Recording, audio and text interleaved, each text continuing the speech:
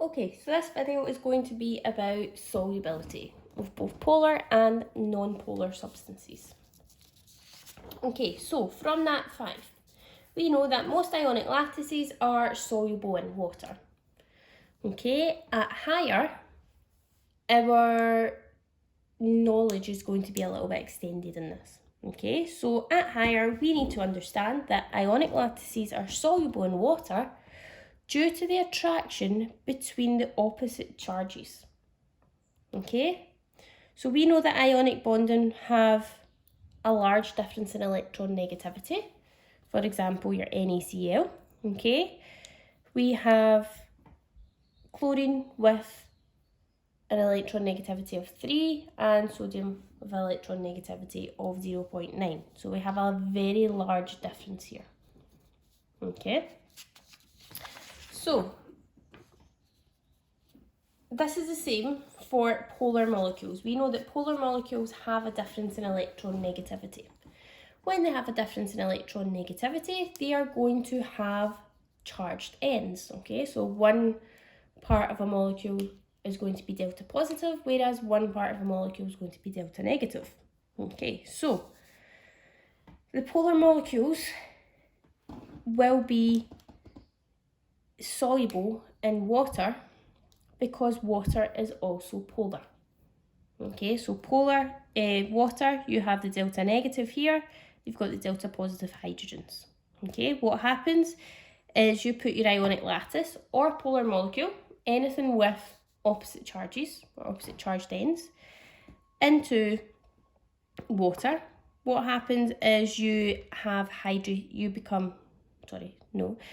gain hydrated ions. So the water will then break in between your either lattice or molecule, okay, and the oppositely charged will be attracted to it. So the delta negative and your oxygen will be attracted to your positive charge.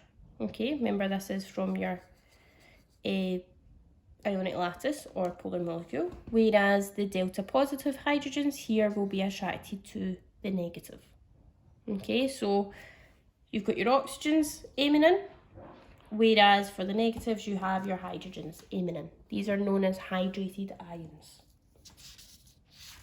Okay, so from this we can see that polar molecules and ionic lattices dissolve in polar solvents. Okay, polar molecules do not dissolve in non-polar solvents. For example, oil does not dissolve in water. Okay, from this we say that like dissolves like. This phrase will come up quite a lot. Okay, so like dissolves like, polar dissolves polar. So any polar molecule is going to dissolve in any polar substance.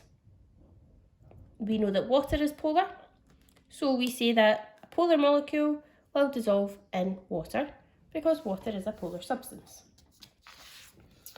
Okay, this is the same case for the opposite side, for non-polars. Okay, so non-polar molecules will dissolve in non-polar substances, but they will be insoluble in water because water is polar. Okay, this is because the non-polar molecules, or in non-polar molecules, remember non-polar molecules have no difference in electron negativity. Okay, therefore they have no charged ends. So if they're going to have no charged ends to be attracted to the charged ends in the water, then they're not going to dissolve. Okay, so again, like dissolves like.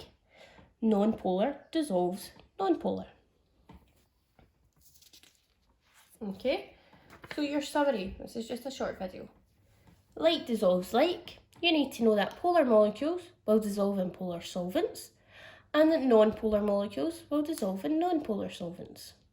And you will be able to tell this by looking at the molecule, seeing what atoms are in the molecule, and you should be able to identify whether the molecule will be polar or non-polar through the atoms' differences in electron negativity. Okay.